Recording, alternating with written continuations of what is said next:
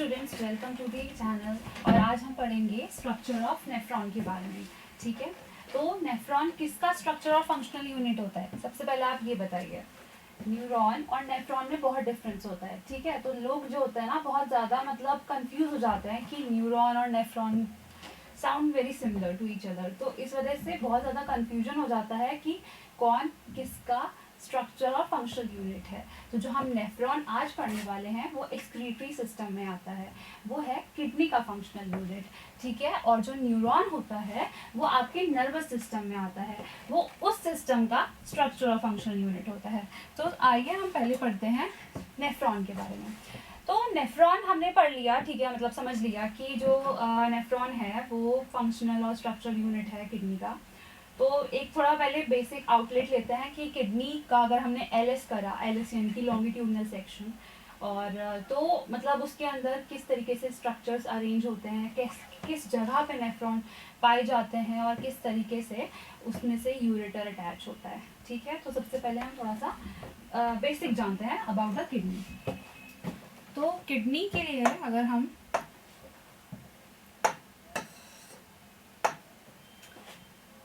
Kidney जो होता है वो एक बीन शेप लाइक स्ट्रक्चर होता है, राजमा जैसा होता है ना, उस तरीके से किडनी का शेप होता है।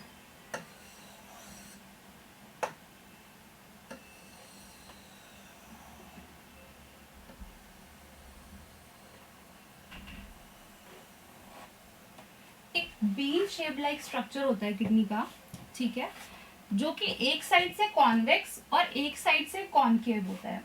अब मैंने आपको ये कॉन्वेक्स और कॉनकेव क्यों बताया है, क्योंकि इसके अंदर कुछ स्ट्रक्चर आएगा या फिर कुछ पार्ट आएगा जो जिसमें स्पेसिफिकली मेंशन करा होता है कि ये कॉनकेव साइड में है, ये कॉन्वेक्स साइड में है।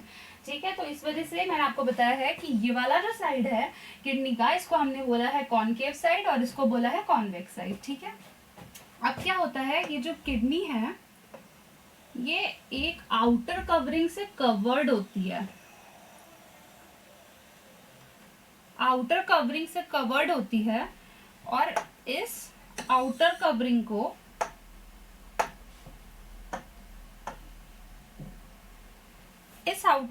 को हम लोग बोलते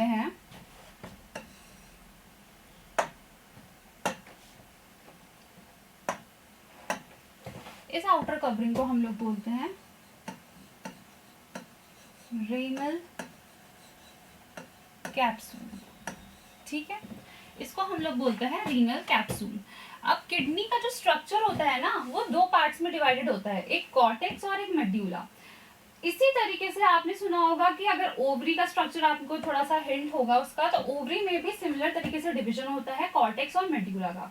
तो कॉर्टेक्स कौन सा एरिया होता है? कॉर्टेक्स होता है बाहर की साइड वाला, और मेड्यूला कौन सा होता है? मेड्यूला होता है इनर की साइड वाला। तो इसमें सिमिलरली कॉर्टेक्स और मेड्यूला का डिवीजन होता है। अब यहाँ पे इस तरीके से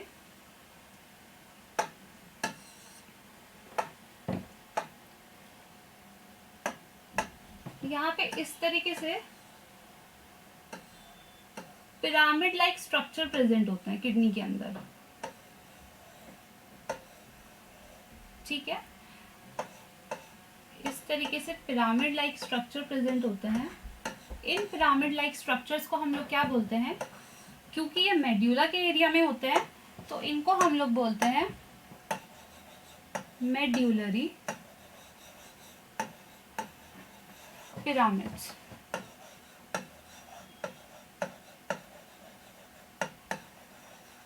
ठीक है, और ये वाला जो एरिया है ना, ये वाला जो एरिया है, ये वाला, ये ऐसे करके जो मैंने बनाया है, ये इधर इधर इधर इधर, ये है आपका कॉर्टेक्स वाला रीजन। ठीक है, पर क्या होता है ना कि ये कॉर्टेक्स वाला रीजन कुछ कुछ इधर की साइड आ रखा होता है, मेड्यूला वाले रीजन के बीच में आ रखा होता है। ठीक है, तो ये जब कॉर्टेक्स वाला एरिया मेड्यूला रीजन के बीच में आ जाता है ना, तो इसको एक अलग नेम बोलते हैं, इसको एक अलग नेम से बोला जाता है जिसका नाम है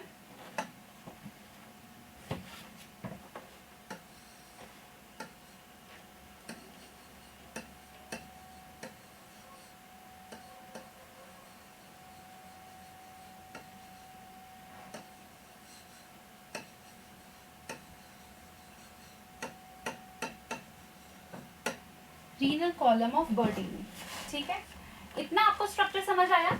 हमने दो पार्ट्स में इसको सबसे पहले हमने पढ़ा किडनी का स्ट्रक्चर, आउटर स्ट्रक्चर शेप किस तरीके से रिजेंबल करता है किडनी जैसा, उसका आई मीन राजमा जैसा होता है, बीन शेप लाइक स्ट्रक्चर होता है, और उसका जो आउटर कवरिंग होता है वो कैप्सूल जो होता है उसको हमने क्या बोला, रीनल कैप्सूल बोला। उसके बाद कॉर्टेक्स और मेड्यूला के बारे में हमने डिवीजन पढ़ा। फिर हमने पढ़ा कि उसमें कुछ कुछ पिरामिड्स लाइक स्ट्रक्चर प्रेजेंट होते हैं, जिसको हमने क्या रेफर करा, हमने रेफर करा उसको मेड्यूलरी पिरामिड से। अब कुछ कॉर्टेक्स का एरिया इन बिटवीन आ जाता है इनटू द मेड्यूला रीजन के साइड में, और उसको हमने क्या बोला, उसको हमने बोला रीनल कॉलम ऑफ बर्टीनी। ओके, ठीक है। तो आप पहले भी इस डायग्राम को रेफर करिए। इसमें ये डिवीजन समझ लेना कि जो बाहर वाला एरिया है वो कॉर्टेक्स है, अंदर वाला एरिया मेड्यूला है। अब हम इसमें हम बनाएंगे कि हमारी जो आर्टरीज और वेन्स होती है ना वो किधर की साइड से आती है। ठीक है, तो जो आर्टरीज और वेन्स होती हैं हमारी वो इस साइड से एंटर करती है। ठीक है, मैं आर्टरी को पिंक कलर से बना देती हूँ, इस एरिया से एंटर करती है। ठीक है, अब ये जो एरिया है ना जहाँ से एंटर हो रही है, और हाँ यूरेटर भी निकलेगा, यूरेटर इस साइड से निकलता है हमारा, ऐसे करके यहाँ से। तो ये आप देख रहे हो एक स्पेसिफिक एरिया है, एक नॉच लाइक स्ट्रक्चर है जहाँ पे एंट्री हो रही है आर्टरीज की, वेन्स की, और जहां से यूरेटर जो है वो एग्जिट कर रहा है। ठीक है, तो ये एरिया ना इसको क्या बोलते हैं, इसको बोलते हैं हाइलम। इस एरिया को हम बोलते हैं हाइलम, जो कि नॉच लाइक स्ट्रक्चर होता है। नॉच लाइक स्ट्रक्चर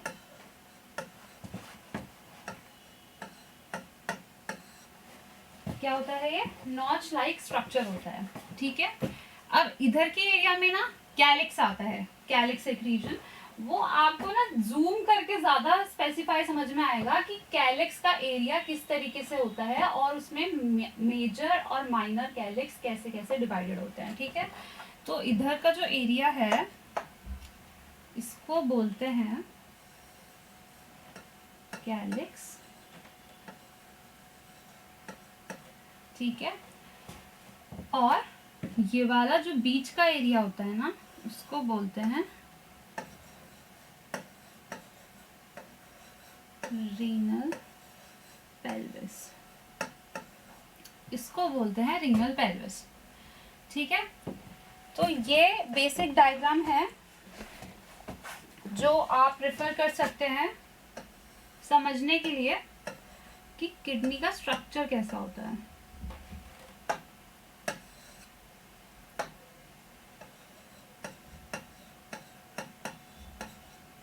ये येलो एरिया जो मैंने ड्रॉ करा था इधर,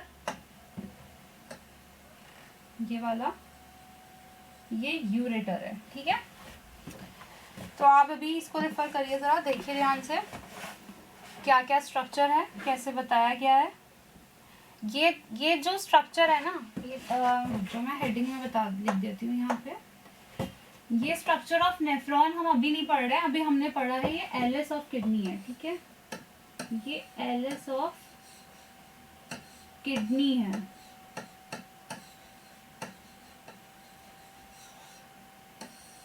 ये वाला स्ट्रक्चर एलिस ऑफ किडनी है।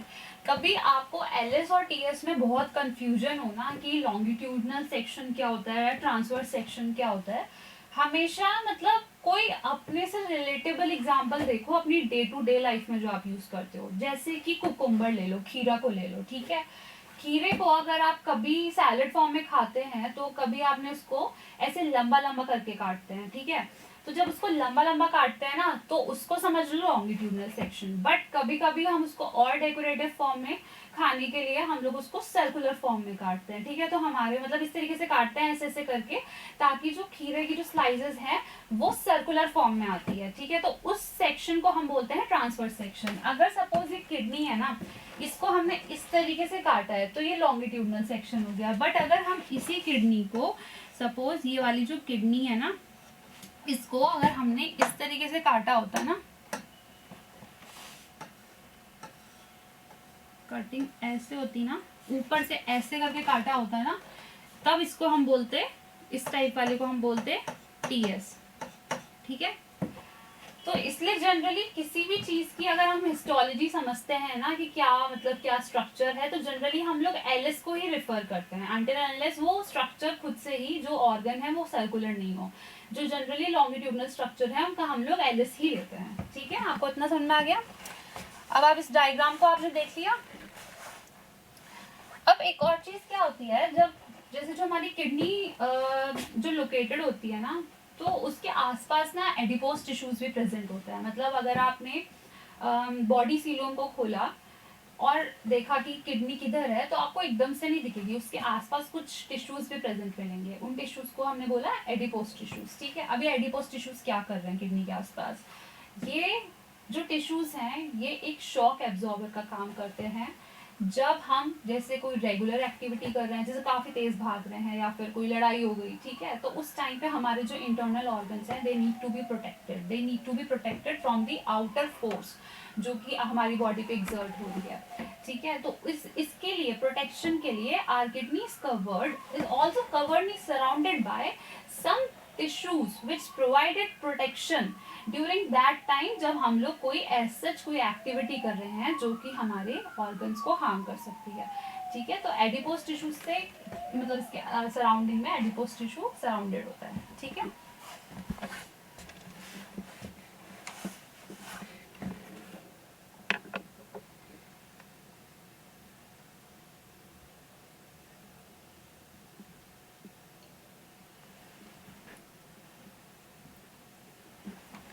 अब जैसे जो नेफ्रॉन्स होते हैं ना, मतलब जो किडनी के अंदर स्मॉलेस्ट यूनिट जो पाई जाती है जो फिल्ट्रेशन में हेल्प करती है, वो मैं आपको स्ट्रक्चर अभी बताऊंगी, बट मैं अभी आपको इसमें ये बता देती हूँ कि बेसिकली वो लोकेटेड कहाँ पे होता है। ठीक है, वाइट कलर से बता रही हूँ मैं आपको। इस तरीके से कई बार यहाँ ऐसे प्रेजेंट होते हैं कि कॉर्टेक्स एरिया भी कवर कर रहे हैं और मेड्यूला एरिया भी कवर कर रहे हैं। अगर मैं इसको जूम इन करूं तो आपको दिखेगा कि इसमें ये कॉर्टेक्स एरिया भी कवर कर रहे हैं और मेड्यूला एरिया भी कवर कर रहे हैं।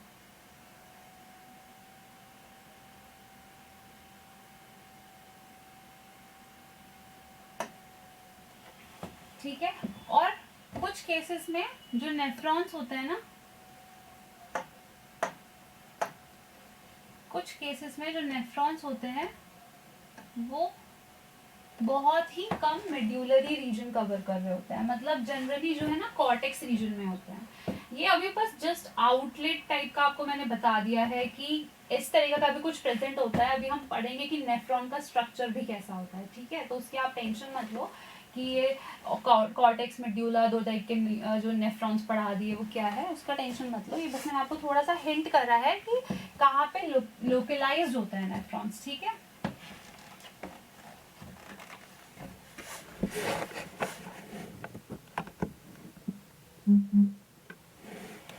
ये हो गया।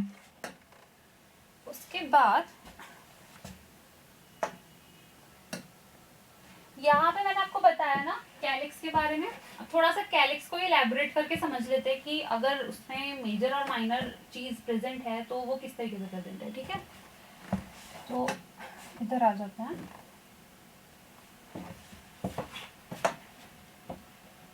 मैंने मेड्यूलरी पिरामिड्स जो है रेड कलर से बनाए थे। इस तरीके से थे ना मेड्यूलरी पिरामिड्स, और यहाँ पे बीच बीच में थोड़ा कॉर्टिकल एरिया आया हुआ था। अब मेड्यूलरी पिरामिड से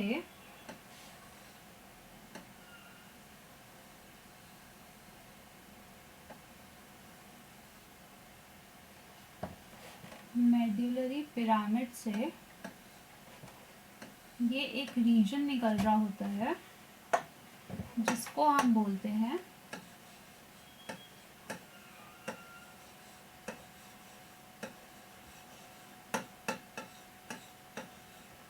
रीनल पेपिला, ठीक है। और ये जो दो ट्यूब लाइक स्ट्रक्चर आ गया है ना एकदम इसी के पास में, इसको बोलते हैं हम लोग माइनर कैलिक्स,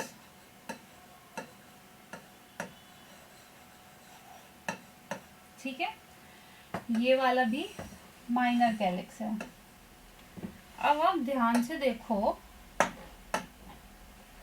तो ये ना अभी मैंने बस एज्यूम करा है कि सपोज ये दो मेडुलरी पिरामिड्स हैं, यहाँ पे होंगी और भी, ठीक है। यहाँ पे ऐसे करके सिमिलर स्ट्रक्चर यहाँ भी होगा, एक यहाँ भी होगा। अभी मैंने आपको दो का एग्जांपल लेके ही बताया है, क्योंकि मतलब आप समझ लो कि मैंने जूम इन कर दिया है थोड़ा सा, ताकि आपको समझ में आ जाए कि मेजर और माइनर कैलिक्स में डिफरेंस क्या है और कैसे वो एक दूसरे से एसोसिएटेड है।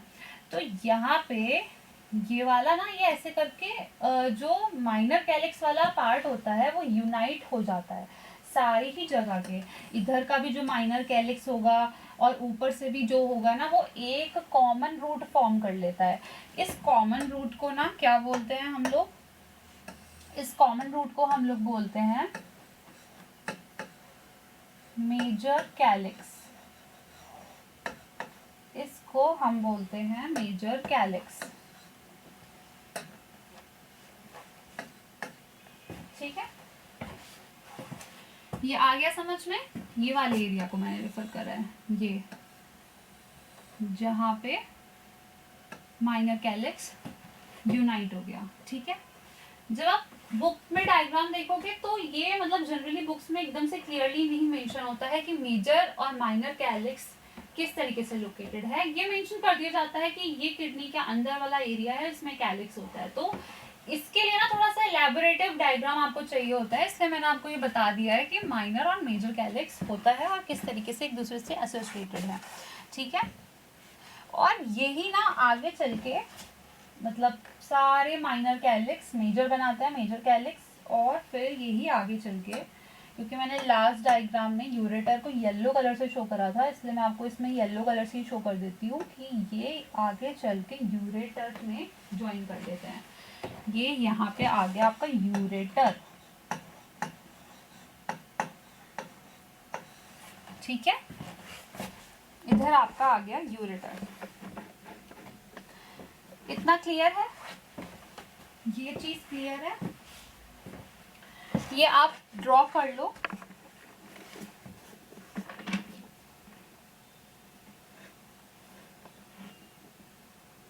उसके बाद हम नेफ्रॉन पे आते हैं, ठीक है। अच्छा इसी में मैं आपको नेफ्रॉन भी बता सकती हूँ, इसी में मैं आपको नेफ्रॉन बता सकती हूँ कि किस तरीके से वो लोकेटेड होते हैं। नेफ्रॉन का ना एक छोटा सा स्ट्रक्चर मैं आपको ड्रॉ करके बताती हूँ। कुछ इस तरीके से होते हैं नेफ्रॉन्स, समवट इस तरीके से होते हैं, ठीक है। ये कैप्सूल लाइक स्ट्रक्चर होता है, फिर एक hairpin loop like structure आता है थोड़ा, फिर और कॉन्वोल्यूटेड लाइक स्ट्रक्चर होता है, इस तरीके से वो होता है नेफ्रॉन का। तो नेफ्रॉन यहाँ पे इस तरीके से लोकेटेड होते हैं।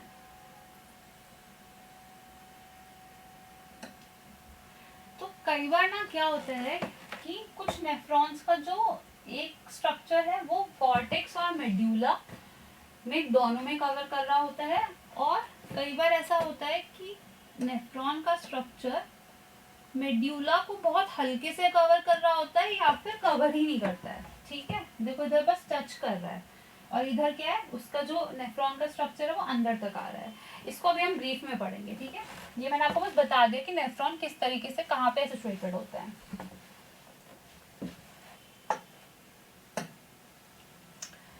ये हो गया। अब आते हैं स्ट्रक्चर ऑफ जो हमारा मेन टॉपिक था,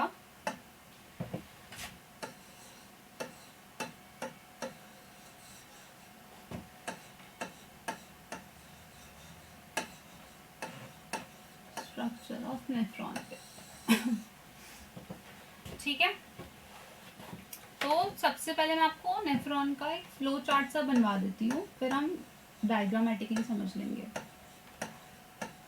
नेफ्रॉन में आप समझ लीजिए दो पार्ट्स में इसको डिवाइड कर दिया गया है। एक होता है इसमें रीनल कॉर्प्यूसल्स और एक आता है रीनल ट्यूब्यूल। ठीक है, कॉर्पस्कल्स वाला जो है ये वाला है, इसको हम लोग मेल्फिजियन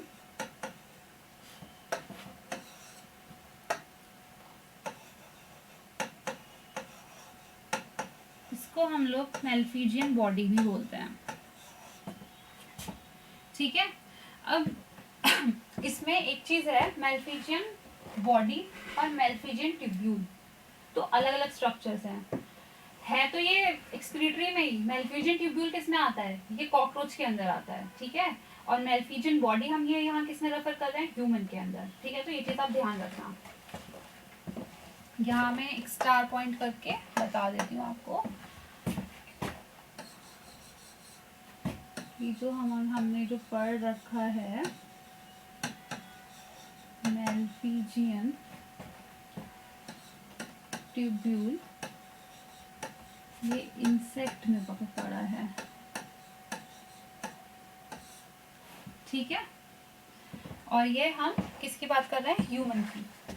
तो ये ध्यान रखना कि both are different things but are involve in same function. दोनों ही एक्सक्रीशन के पार्ट है।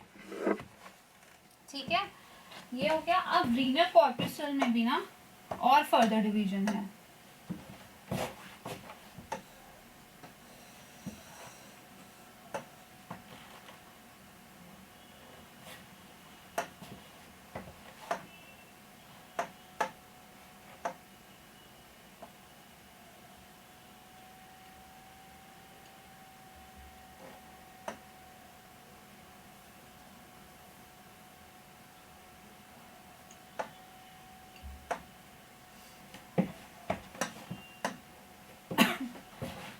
इसमें भी और फर्दर डिवीजन है।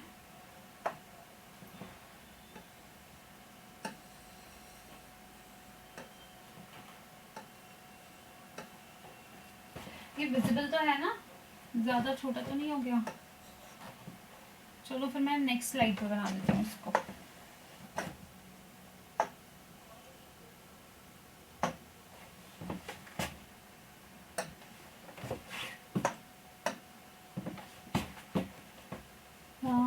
नेफ्रॉन का जो हमने पढ़ लिया था, इसको दो पार्ट्स में डिवाइड कर दिया था। ये कॉर्पस्कल वाला था और ये ट्यूब्यूल वाला पार्ट था। चलो रीनल भी लिख देते हैं इसके आगे। और ये रीनल कॉर्पस्कल था जिसको हमने मेल्फिजियन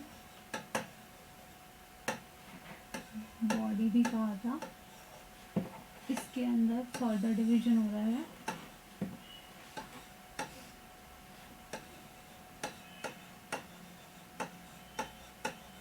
एक स्ट्रक्चर आता है इसके अंदर जिसको हम लोग बोलते हैं ग्लोमेरुलस। ठीक है, और दूसरा आता है इसके अंदर जिसे हम कहते हैं बोमेन्स कैप्सूल।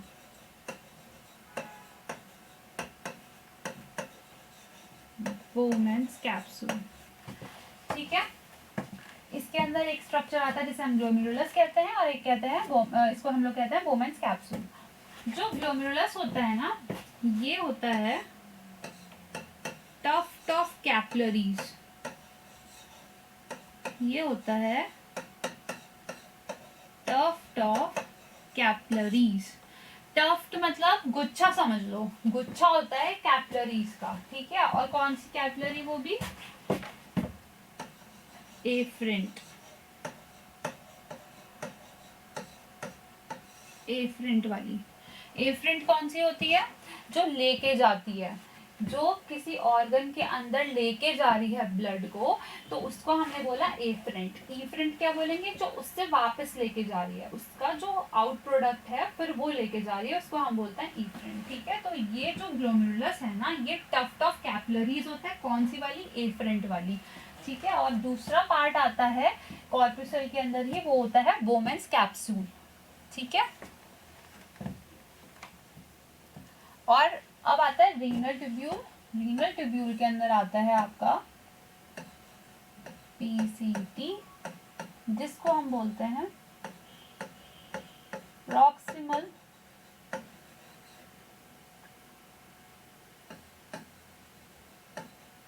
कॉन्वुलेटेड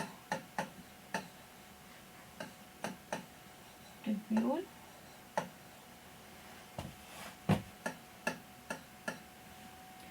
सेकंड आता है हेनलीज लूप।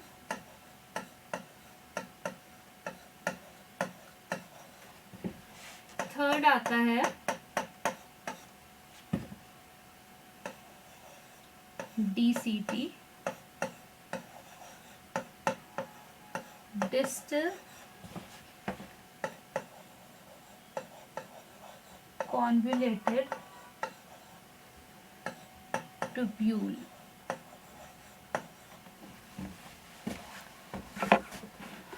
ठीक है, ये मेन जो है, एक आप फ्लो चार्ट समझ लो to understand the structure of nephron. Nephron को हमने दो पार्ट्स में डिवाइड करा है, रीनल कॉर्प्यूसल में और रीनल ट्यूब्यूल में। रीनल कॉर्प्यूसल को हमने मेलफिजियन बॉडी भी बोला है। अब इसके दो पार्ट्स हैं, एक है ग्लोमेरुलस और एक है बोमेंस कैप्सूल। ग्लोमेरुलस क्या होता है, ये टफ्ट ऑफ कैपिलरीज है। टफ्ट मतलब ब्रांचिंग होता है, मतलब बंच होता है, बंच ऑफ कैपिलरीज। कौन सी वाली, एफरेंट कैपिलरीज। और दूसरा आता है हमारे पास रीनल ट्यूब्यूल्स, यानी कि ट्यूब्यूल लाइक स्ट्रक्चर्स। ये ट्यूब्यूल लाइक स्ट्रक्चर्स जो होते हैं ये तीन होते हैं। एक होता है पीसीटी, प्रॉक्सिमल कॉन्वुलेटेड ट्यूब्यूल। एक आता है हेनलीज लूप। एक आता है डीसीटी, जिसको हम बोलते हैं डिस्टल कॉन्वुलेटेड ट्यूब्यूल। ठीक है, ये आप फ्लो चार्ट ड्रॉ कर लो, जिससे कि आपको इजी हो जाए समझने में, कि एक आउट फिगर मिल जाए आपको कि नेफ्रॉन में डिवीजन किस तरीके से है और क्या क्या पार्ट्स होते हैं। अब हम इन्हीं एक एक पार्ट्स को अच्छे से समझेंगे ब्रीफ में। पहले हम एक डायग्राम ड्रॉ कर लेंगे कि नेफ्रॉन का स्ट्रक्चर दिखने में कैसा है।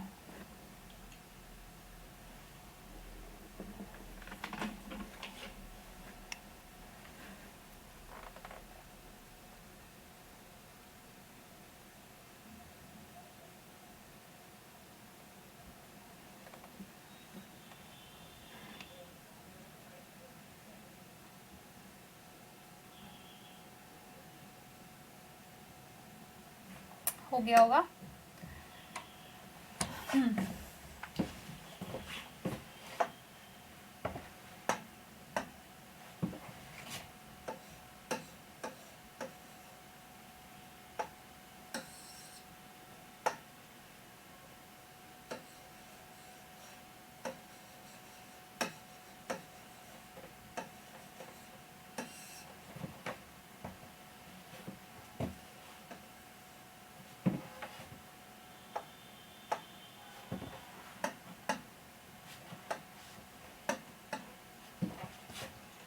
नेफ्रॉन में सबसे पहले ऐसे कप लाइक स्ट्रक्चर आता है एक, ठीक है। फिर उसके बाद काफी टैंगल्ड अप टाइप का स्ट्रक्चर आता है।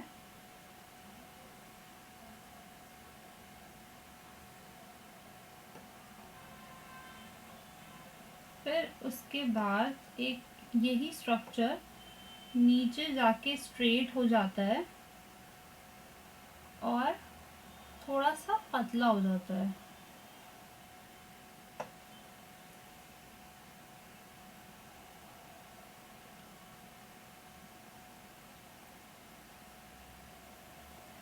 फिर से ये थिकनिंग गेन कर लेता है।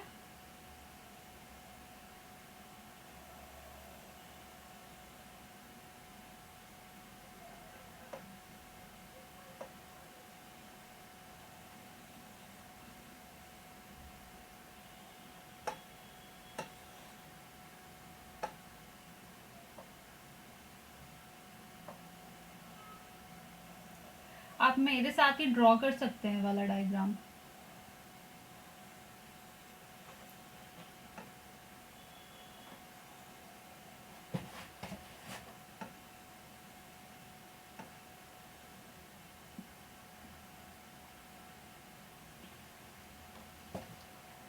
ये इस तरीके से यहाँ से कनेक्टेड होता है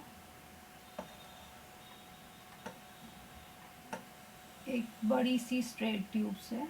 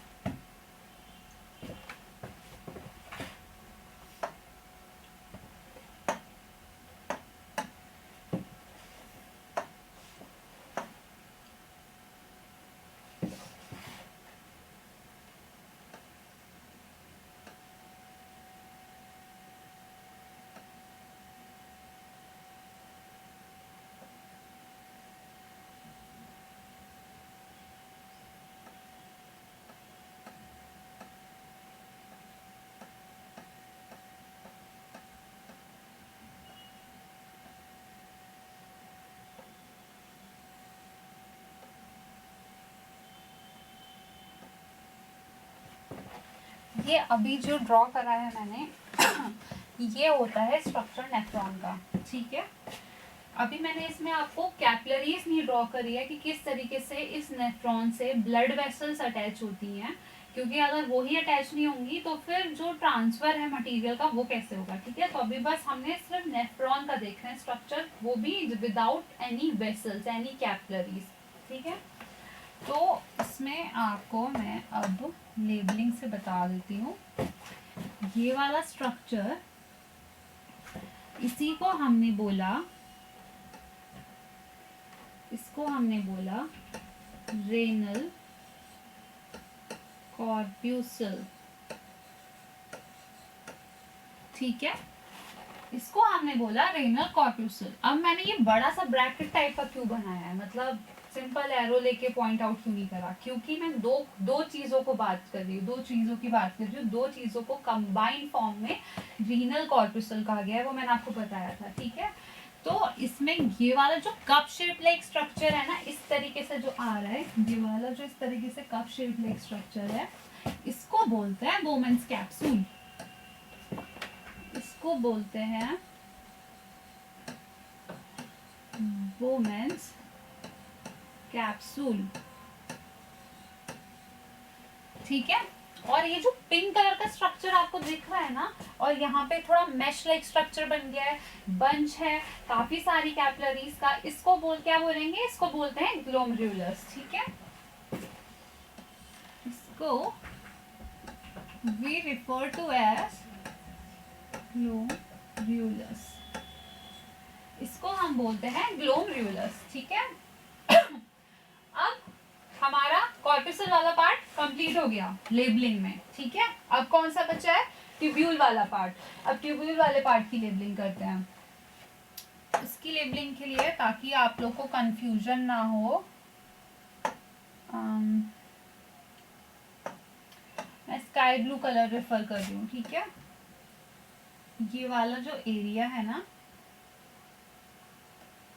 ये वाला जो एरिया है, ये वाला, इसको अगर मैं पेंट कर दूं, चलो इसको ऐसे ही मैं रेफर कर देती हूँ ब्लू से ही। इस वाले एरिया को, इस एरिया को हम लोग रेफर करते हैं एज PCT, इस एरिया को रेफर करते हैं एज PCT, या फिर एक सेकेंड,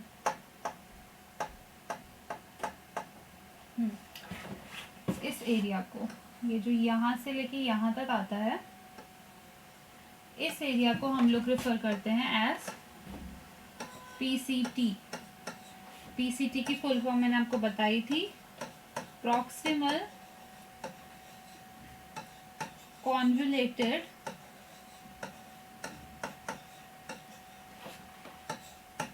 ट्यूब्यूल, ठीक है। अब इसका नाम प्रॉक्सिमल कॉन्वुलेटेड ट्यूब्यूल ही क्यों है, मतलब इसको डिस्टल भी बोल सकते थे, हो सकता है ना। तो इसका नाम प्रॉक्सिमल इसलिए है क्योंकि ये in close in close association में है किसके, बोमेंस कैप्सूल के, यानी कि it is in close proximity with बोमेंस capsule. So proximity इसकी पास है, प्रॉक्सिमिटी से ही वर्ड आया है प्रॉक्सिमल, तो इसलिए we have referred it to as proximal convoluted tubule, ठीक है। और यही सेम चीज अब मैं यहाँ इधर इस एरिया के लिए रेफर करूं, इसको बोला गया है डिस्टल कॉन्वोल्यूटेड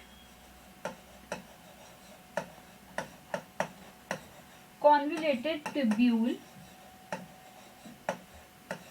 यानी कि डीसीटी। इसको डीसीटी क्यों बोला गया, क्योंकि it is present at a certain distance from बोमेंस capsule. इस वाले एरिया को डीसीटी क्यों रेफर करा गया, क्योंकि it is present at a certain distance, किससे, बोमेंस कैप्सूल से। बोमेंस कैप्सूल से ये दूर है, इसलिए इसको डिस्टल बोला गया है। और ये वाला एरिया बोमेंस कैप्सूल से पास में है, इसलिए इसको क्या बोला गया, प्रॉक्सिमल, ठीक है। तो इसलिए अब आप बिल्कुल भी कंफ्यूज नहीं होगे कि प्रॉक्सिमल और डिस्टल, कभी अगर इनके रिगार्डिंग कोई क्वेश्चन आता है टू मतलब कंफ्यूज यू कि प्रॉक्सिमल में क्या हो रहा है, डिस्टल में क्या हो रहा है, या which area is in closely associated with बोमेंस capsule, तो आपको क्लियरली पता है अब, है ना, क्योंकि आपको मतलब पता चल गया इस चीज का, आपको क्लियरली पता है कि which one is proximal and which one is distal. अब इधर जो एरिया एक आता है, ये वाला जो एरिया है,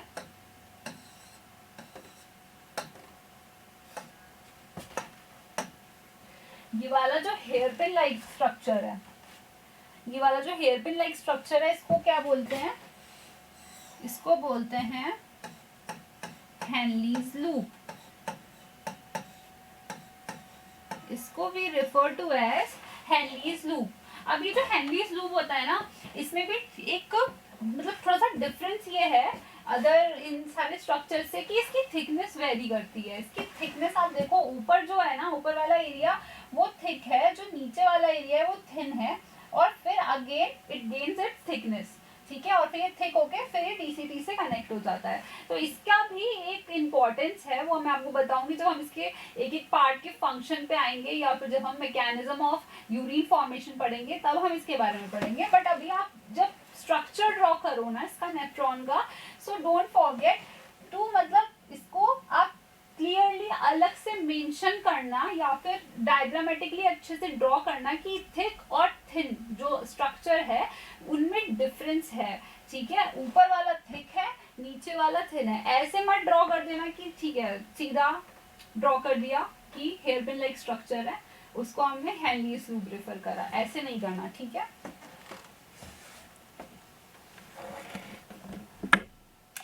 अब आप इस डायग्राम को ड्रॉ कर लो।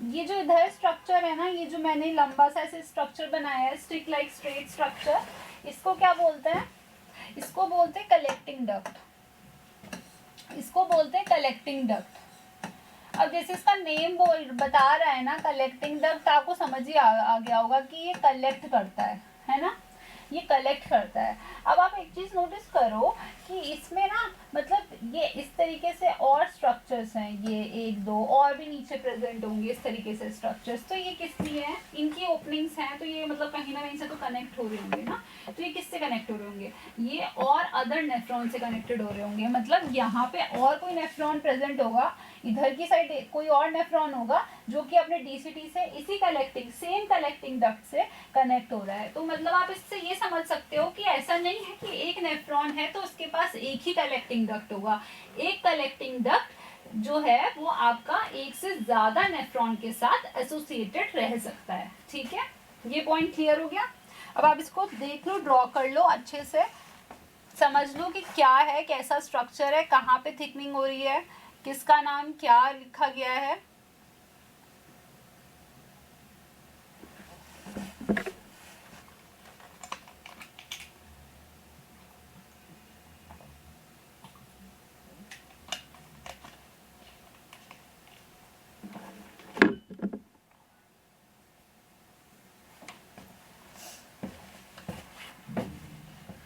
अब इसमें ना ब्लड कैपलरी, ये वाली जो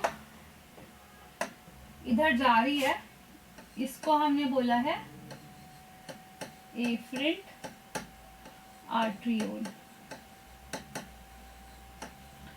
और ये जो है इधर, इसको हमने बोला है इफरेंट आर्ट्रियोल। ठीक है, ये इफरेंट आर्ट्रियोल से ही यहाँ पे पूरा एक नेटवर्क सा बन जाता है, मैश लाइक नेटवर्क सा बन जाता है, जो कि पूरे पीसीटी को सराउंड कर रहा होता है। फिर हेनलीज लूप की साइड आता है ये, फिर यहाँ पे आके ये इंटरकनेक्शन फॉर्म करता है, एक मैश लाइक नेटवर्क सा बना देता है इस तरीके से। और फिर ये जाता है डीसीटी की साइड, और फिर वहां से वापस कनेक्ट हो जाता है इधर, वहां से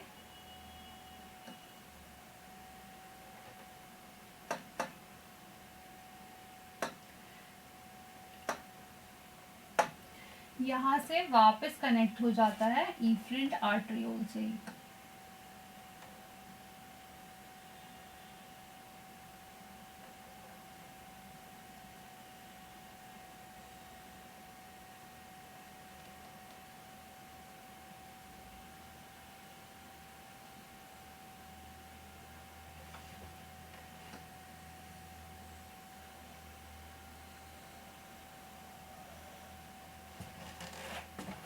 ठीक है, इस तरीके से एक मैश जो है, मतलब एक जालीदार नेटवर्क सा बना हुआ होता है नेफ्रॉन के चारों तरफ ब्लड वेसल का। ठीक है, इधर इसको बोलते हैं पेरिट्यूबुलर कैपिलरीज, जो ऊपर की साइड है, और नीचे जो हेनलीज लूप की साइड ये कैपिलरी आ गई है ना, इसको हम यहाँ पे रिफर करते हैं एज वासा रेक्टा, वासा रेक्टा। और इधर इसको हम लोग बोलते हैं पेरिट्यूबुलर कैपिलरी।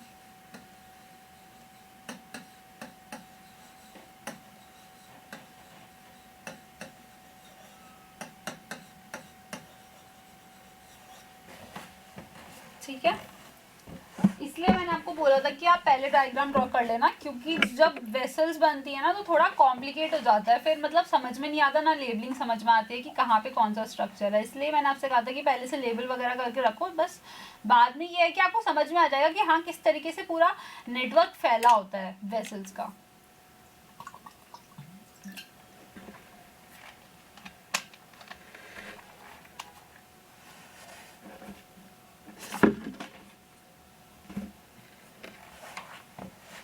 अब इसमें आप ये देख लो, ये स्ट्रक्चर जो फ्लो हो रहा है, फ्लो कैसे हो रहा है, जो फ्लो हो रहा है, यहाँ से ब्लड आया, अंदर गया, इसके अंदर गया, यहाँ से फिल्ट्रेशन इसके अंदर पहुंचा, ये पूरा क्रॉस करके फिर यहाँ पे आ जाएगा। पीसीटी को क्रॉस कर लिया इसने, ब्लड ने, जिसको, कौन से ब्लड में, जिसमें टॉक्सिक सब्सटेंसेस प्रेजेंट हैं, कौन कौन से, यूरिया, यूरिक एसिड, अमोनिया और अदर एक्सेस आयंस या फिर मिनरल्स या फिर एक्सेस वाटर हो गया, जो एक्सेस अमाउंट में प्रेजेंट है, जिसको हमें एक्सक्रीट आउट करना है। ठीक है,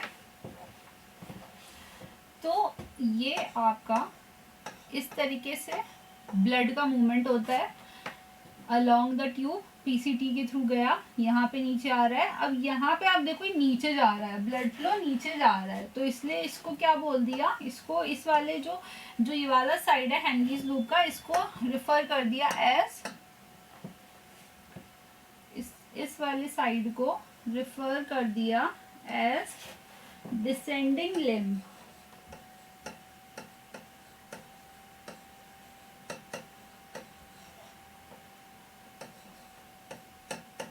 Descending limb of Henle's loop,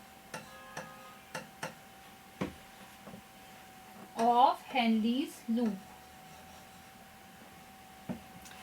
और यहाँ पे ब्लड फ्लो ऐसे यहाँ से जा रहा है, अब ऊपर की साइड आ गया, ऊपर जा रहा है, तो अब इसको क्या बोल देंगे, इसको बोल देंगे असेंडिंग लिम्ब, इसको बोल देंगे असेंडिंग लिम्ब ऑफ हेनलीज लूप। ठीक है, इसको हम बोल देंगे ascending limb of हेनलीज loop.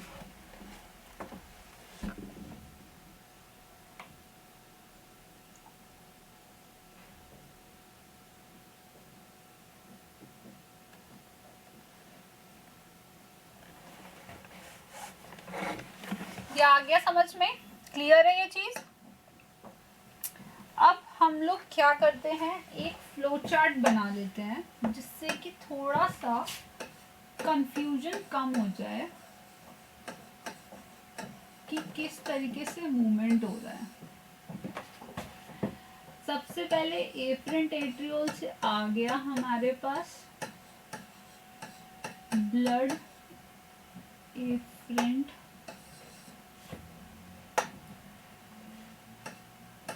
Arteriole से एफरेंट एट्रियोल से ब्लड आ गया, छोटा ही करते हैं कहीं पे प्रॉब्लम।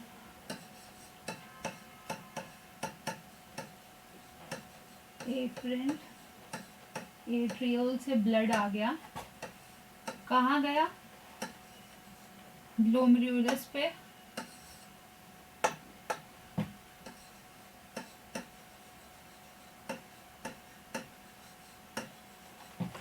फिर कहाँ गया, फिर गया ये बोमेंस कैप्सूल पे,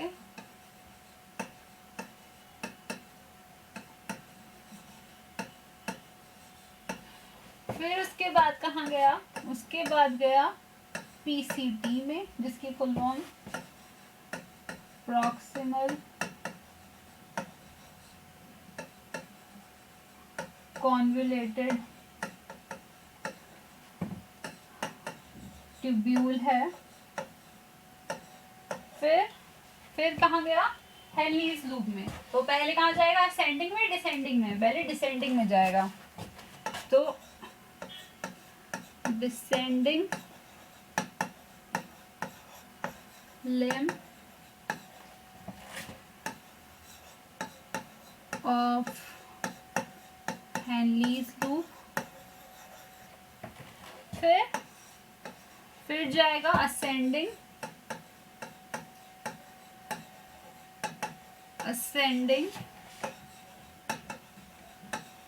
लिम्ब ऑफ हेनलीज लूप, फिर असेंडिंग लिम्ब भी हो गया। अब उसके बाद कहाँ जाएगा, डीसीटी में। डीसीटी है डिस्टल कॉन्वोल्यूटेड ट्यूब्यूल। फिर डीसीटी के बाद कहाँ जाएगा, डीसीटी के बाद जाएगा आपकी कलेक्टिंग डक्ट में। कलेक्टिंग डक्ट से कहाँ जाएगा, रीनल पेल्विस में। रीनल पेल्विस एरिया कहाँ पे होता है, ये होता है ये वाला एरिया, इधर की साइड, यहाँ इस साइड ये मेंशन कर रहा है, रीनल पेल्विस इधर आ रहा है आप, ठीक है। रीनल पेल्विस में, रीनल पेल्विस से यूरेटर में चला जाता है, यूरेटर से बाहर, ठीक है, यूरिनरी ब्लैडर, फिर यूरेथ्रा, फिर बाहर, ठीक है। तो ये एक फ्लो चार्ट है, इसे आप ड्रॉ कर लो ताकि आपको डायरेक्शन क्लियर हो जाए कि किस तरीके से है।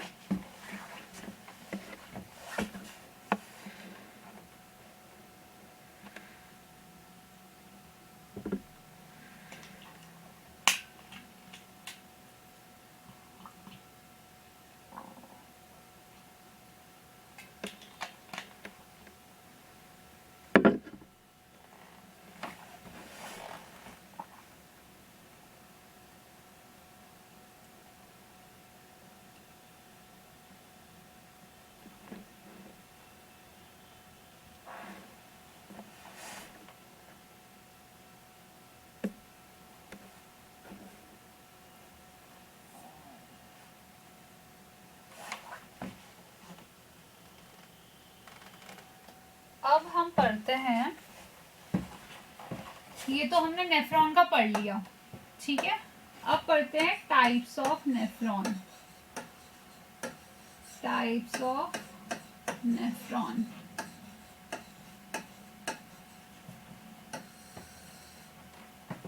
एक होता है कॉर्टिकल, कॉर्टिकल नेफ्रॉन। दूसरा होता है जस्टा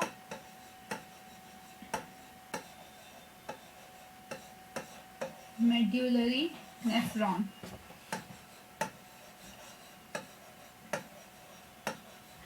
और दोनों का ये जो डिफरेंस है ना, मतलब कि क्यों डिवाइड करा गया है, इनकी लोकेशन की वजह से डिवाइड करा गया है कि ये कहाँ पे प्रेजेंट होता है किडनी के अंदर, ठीक है। कॉर्टिकल नेफ्रॉन, कॉर्टिकल नेफ्रॉन जो है, जैसे इसका नेम सजेस्ट कर रहा है, मतलब कॉर्टेक्स वाले रीजन में है। जो किडनी का, जो किडनी हमने बनाई थी, इसमें हमने इसको दो पार्ट्स में डिवाइड कर दिया था। जो अंदर वाला एरिया था उसको हमने मेड्यूला से रेफर करा था, उसको हमने मेड्यूला से रेफर करा था, इधर वाले एरिया को, और इधर वाले एरिया को हमने कॉर्टेक्स से रेफर करा था। अब हमने बोला कॉर्टिकल नेफ्रॉन मतलब ये इधर के एरिया में ही प्रेजेंट है, ये इस साइड के एरिया में ही ये वाला नेफ्रॉन प्रेजेंट है। अब हमने बोला juxta medullary nephron, juxta medullary मतलब ये कॉर्टेक्स में भी है, बट इसका कुछ एरिया इधर की साइड में प्रेजेंट है। कौन सी साइड में? मेड्यूला की साइड में। समझ आया? दोनों का मतलब समझ में आया आपको?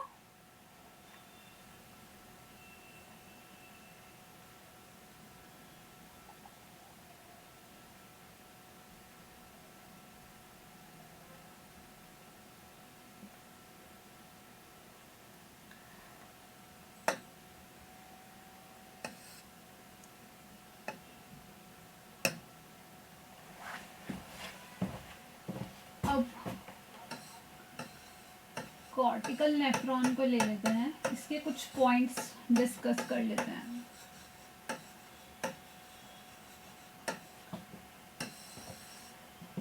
ये ओरिजिनेट कहाँ से करता है? कॉर्टेक्स से ही। इसका जो ग्लोमेरुलाई है वो प्रेजेंट होता है इन आउटर एरिया ऑफ कॉर्टेक्स में, ठीक है। और सबसे ज़्यादा अमाउंट में, मेजर अमाउंट में, मेजरली यही वाले कॉर्टिकल नेफ्रॉन्स हमारी बॉडी के अंदर प्रेजेंट होते हैं, ठीक है। और अप्रोक्सीमेट कितने होते हैं? 85%। 85% जो नेफ्रॉन्स हैं वो कॉर्टिकल नेफ्रॉन्स ही हैं जो हमारी किडनी के अंदर हैं, ठीक है। अब आता है कि ये मेजर तो हैं, तो मतलब नॉर्मल कंडीशंस में, नॉर्मल कंडीशन कौन सी हो गई? जब हमारा वाटर इनटेक सब एकदम सही है, मिनरल, आयरन, वाटर इनटेक सब एकदम सही है, कोई स्ट्रेस नहीं है बॉडी में, कोई ऐसा नहीं है कि मतलब कि स्कैरसिटी हो गई है, कुछ कमी हो गई है हमारे अंदर, ऐसा कोई कंडीशन नहीं है। सब एकदम नॉर्मल तरीके से हम पानी पी रहे हैं, मिनरल सब एकदम बढ़िया है, तब उस टाइम कंडीशन पे ये वाले नेफ्रॉन्स जो होते हैं इनका रोल आता है for the filtration of blood में, ठीक है। ये पॉइंट्स है, आप इनको नोट कर लो।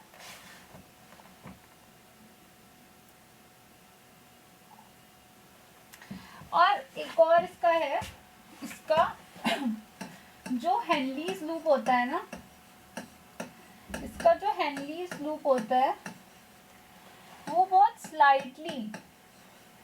स्लाइटली यानी कि काफी कम अमाउंट में डिप होता है इन मेड्यूला रीजन। बहुत ही कम अमाउंट में मेड्यूलर रीजन में, मतलब काफी ऐसे है कि मान लो कि आप थोड़ा सा एकदम से टिप ही है जो टच हो रही है, इस तरीके से हम एकदम एकदम एग्जैक्ट नहीं बोल सकते एकदम पूरा प्रॉपर कॉर्टेक्स में होता है, बट कुछ हो सकता है कि थोड़ा सा टिप जो एरिया है वो इसका मेड्यूलरी रीजन में भी पाया जाता है, बट मेजर जो है वो कॉर्टेक्स में है और इस वजह से हमने इसको कॉर्टिकल नेफ्रॉन बोला है। ठीक है, हेनलीज लूप जो है ये भी एक पॉइंट है। ठीक है, दिखता है ना, हेनलीज लूप जो है वो स्लाइटली डिप होता है मेड्यूला रीजन में। ठीक है, और इसके पास इट हैज ओनली पेरीट्यूब्यूलर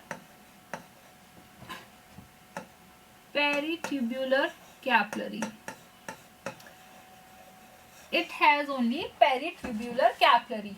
ठीक है, इसमें वासा रेक्टा नहीं होता है, इसमें सिर्फ पेरीट्यूब्यूलर ही होता है, यानी कि पीसीटी टीसीटी ही एसोसिएटेड होता है विद कैपिलरी से। ठीक है, तो ये इसके की पॉइंट्स हैं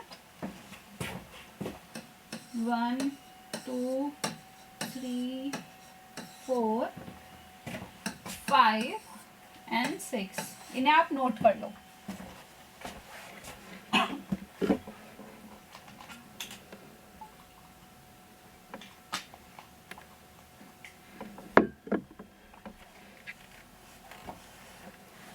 ये हो गया होगा। अब दूसरे टाइप के उसमें आते हैं हम, जो कि है juxta medullary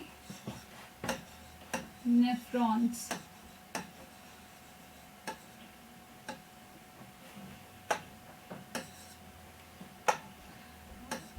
juxta medullary nephrons. ठीक है, अब ये जो जस्टा मेड्यूलरी नेफ्रॉन्स होता है ना,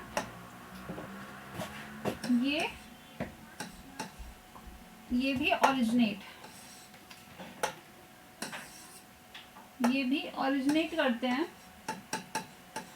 कॉर्टेक्स में। ये भी ओरिजिनेट करते हैं कॉर्टेक्स में ही।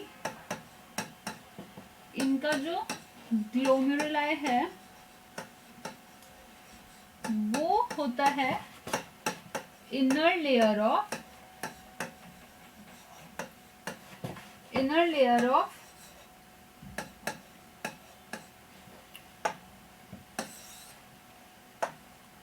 वो होता है इनर लेयर ऑफ कॉर्टेक्स में, और इनका जो हेनलीज लूप होता है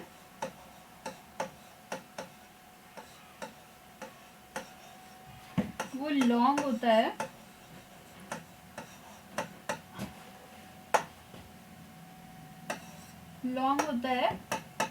और प्रेजेंट होता है। प्रेजेंट में यानी कि जो मोस्टली जो मोस्ट पार्ट होता है, जो मोस्ट पार्ट है ना, वो प्रेजेंट होता है मेड्यूला के अंदर।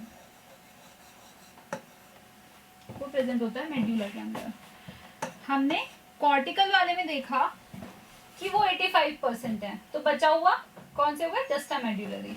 तो ये हो गए 15%। 15% जो है आपके जस्टा मेड्यूलरी नेफ्रॉन्स होते हैं। 15% आपके जस्टा मेड्यूलरी नेफ्रॉन्स होते हैं। ठीक है, और इनके अंदर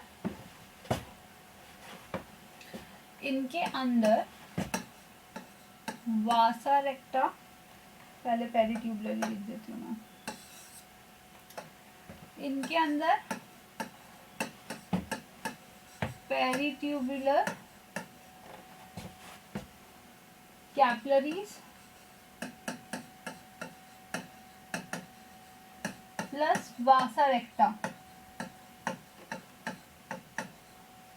ये दोनों ही प्रेजेंट होते हैं। ठीक है, बोथ आर प्रेजेंट, दोनों ही प्रेजेंट होते हैं।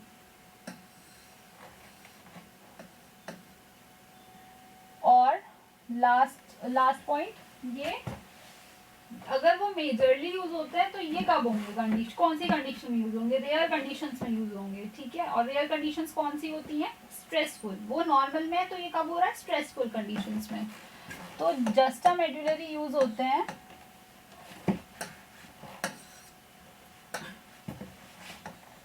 used in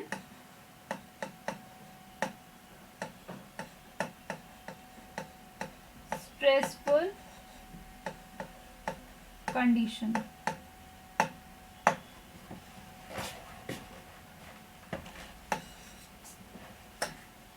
used in stressful condition, ठीक है। तो इसके भी पॉइंट्स बन गए हमारे पास 1 2 3 4 5 और ये 6, दोनों के हमारे पास 6 पॉइंट्स आ गए।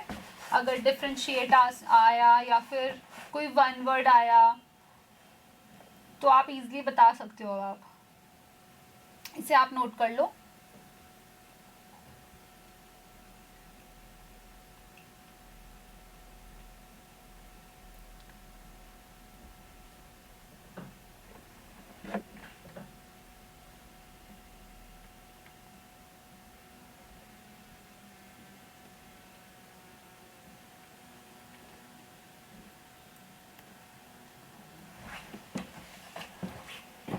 अब वो एक सिचुएशन मैं आपको दे रही हूँ, ये बताना मुझे, अगर कैमल का देखें, कैमल इसके अंदर किस तरीके के नेफ्रॉन्स प्रेजेंट होंगे, सोच के बताना। जस्टा या कॉर्टिकल, कैसी, सबसे पहले ये सोचो कि उसकी कंडीशन क्या है, उसकी इन्वायरमेंटल कंडीशन क्या है, कहाँ रहता है वो, डेजर्ट वाले एरिया में रहता है, वहाँ पे क्या वाटर बहुत अच्छे से मतलब अबंडेंट अमाउंट में प्रेजेंट होता है, नहीं, बहुत कम होता है, इसलिए इसका वाटर इनटेक भी कम होता है। दो it store it's water but still उसका जो वाटर इनटेक है वो काफी कम होता है। अब इसका वाटर इनटेक कम है तो मतलब इसमें कौन से वाले नेफ्रॉन्स मेजरली एक्टिव रहेंगे, जस्टा मेड्यूलरी, क्योंकि ये नेफ्रॉन्स तब एक्टिव होते हैं जब आपके पास वाटर जो है वो लेस अमाउंट में प्रेजेंट हो या फिर बॉडी के अंदर स्ट्रेसफुल कंडीशन हो। हमारे लिए वो स्ट्रेसफुल कंडीशन ही होती है, बट इनके लिए तो ये नॉर्मल बात है कि हाँ पानी तो हम कम ही पीते हैं ये लोग। तो इनके यहाँ अधिकतर कौन से नेफ्रॉन्स होते हैं, इनके पास जो मेजर जो एक्टिव नेफ्रॉन्स होते हैं कैमल के अंदर वो होते हैं जस्टा मेड्यूलरी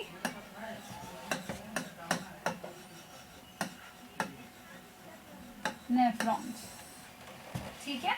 इसी तरीके से डेजर्ट में और भी एनिमल्स का एग्जांपल देके आपसे पूछा जा सकता है कि इनमें कौन से नेफ्रॉन्स होते हैं, या फिर जो नॉर्मल एनवायरनमेंट में जो एनिमल्स प्रेजेंट होते हैं उनमें कौन से होते हैं। तो आप उसमें ना ज्यादा दिमाग लगाने से अच्छा है पहले ये सोच लो कि सीधा सीधा ये रहता कहाँ पे, ये एनिमल ये रहता कहाँ पे, इसके इन्वायरमेंटल कंडीशन क्या है, फिर आपको खुद ही समझ में आ जाएगा कि इसके पास कौन से नेफ्रॉन होते हैं, ठीक है। तो आज हमने सबसे पहले क्या क्या डिस्कस कर लिया, एक थोड़ा सा ओवरव्यू ले लेते हैं। नेफ्रॉन का स्ट्रक्चर पढ़ने से पहले हमने एलिस ऑफ किडनी पढ़ा, सबसे पहले हमने एलिस ऑफ किडनी पढ़ा। स्ट्रक्चर ऑफ नेफ्रॉन को पढ़ने से पहले हमने ये पढ़ लिया कि जो किडनी है उसके अंदर जो पार्ट्स है आउटर इनर क्या क्या होता है प्रेजेंट, उसकी लेबलिंग हमने समझ ली, ठीक है। उसके बाद हमने उसी लेबलिंग को इलेबोरेट करके थोड़ा एक्सटेंडेड फॉर्म में ये पढ़ लिया कि मेजर और माइनर कैलिक्स में क्या डिफरेंस होता है और नेफ्रॉन्स किस तरीके से किडनी के अंदर प्रेजेंट होता है। फिर हमने ये पढ़ा, फिर हमने ये पढ़ा कि जो नेफ्रॉन है वो किस तरीके से डिवाइडेड है अपने उसमें स्ट्रक्चर में, ठीक है। दो पार्ट्स में हमने पढ़ लिया, एक कॉर्पस्कल एक ट्यूब्यूल, और फिर इसके सब पार्ट्स आए और इसके सब पार्ट्स आए। इसको समझने के बाद हमने फिर नेफ्रॉन का पूरा स्ट्रक्चर पढ़ा। हमने इसमें पूरा स्ट्रक्चर पढ़ लिया कि किस तरीके से बोमेंस कैप्सूल के पास होने की वजह से उस वाले एरिया को हमने पीसीटी बोला। देन उसके बाद एक लूप लाइक स्ट्रक्चर आया जिसको हमने हेनलीज लूप बोला। उसमें भी थिक और थिकनिंग का हमें ध्यान रखना है, और हमें ध्यान रखना है कि असेंडिंग और डिसेंडिंग लिम्फ दो अलग अलग तरीके से हमने बताया है किसके रिस्पेक्ट में, with respect to the flow of blood जो उसके अंदर होता है। ठीक है, उसके बाद हमने डिस्कस करा डीसीडी के बारे में, और फिर उसके बाद हमने देखा कि कलेक्टिंग डक्ट होती है, और हमने एक ये फैक्ट समझा कि ये जरूरी नहीं है कि एक नेफ्रॉन के पास एक ही कलेक्टिंग डक्ट हो, many other nephrons can be connected to the same collecting duct. ठीक है, ये हमने समझा। फिर हमने इसी को फ्लो चार्ट में समझ लिया कि किस तरीके से जो ब्लड है वो किस तरीके से फ्लो हो रहा है। फिर हमने पढ़ा कि अब नेफ्रॉन तो समझ आ गया, अब उसके टाइप्स भी होते हैं क्या, तो हाँ होते हैं। उसके टाइप्स हैं, दो टाइप्स हैं, हमने समझ लिया। कॉर्टिकल जस्टा किस किस बेसिस पे हैं, उनकी लोकेशन के बेसिस पे हैं, लोकेशन के बेसिस पे हैं। अब फिर एक एक का टाइप का हमने अच्छे से उसके जो की मेजर पॉइंट्स थे उसको हमने समझ लिया कि कहाँ पे प्रेजेंट होते हैं, क्यों होते हैं, किस कंडीशन में ये रिक्वायर्ड होते हैं, कितने अमाउंट में प्रेजेंट है। ये हमने कॉर्टिकल के लिए पढ़ लिया कि नॉर्मल कंडीशन में ये होता है इसलिए मेजर 85% भी होता है, और जस्टा का हमने पढ़ लिया 15% है इसलिए स्ट्रेसफुल कंडीशन में ये एक्टिवेट हो जाते हैं, क्योंकि इनका हेनलीज लूप भी लंबा होता है और इसलिए मेड्यूला वाले एरिया में होता है इसलिए इसको जस्टा मेड्यूलरी कहते हैं। फिर हमने एक एग्जांपल ऐसी जनरली समझ लिया कि कैमल अगर जो है वो डेजर्ट एरिया में प्रेजेंट है, उसके पास पानी की कमी होती है आसपास या पानी कम पीता है वो, तो उसमें कौन से वाले नेफ्रॉन्स एक्टिवेट रहेंगे। तो ये तो पूरा जिस्ट हो गया, होपफुली आपको समझ आया हो। नहीं आया हो तो दोबारा से एक बार इसको गो थ्रू करना, फिर समझना। मैंने बहुत ही सिंपलर फॉर्म में आपको एक एक डायग्राम को इलेबोरेट करके फिर फ्लो चार्ट बना के उसको अच्छे से समझाया है। अच्छे से पढ़ना, खुद से भी रीडिंग करना, तब जाके आपको एकदम एकदम ऐसे क्लियर हो जाएगा ये स्ट्रक्चर कि फाइनल एग्जाम टाइम में ना बस एक बार ऊपर से देखना है और सब याद आ जाएगा। ठीक है।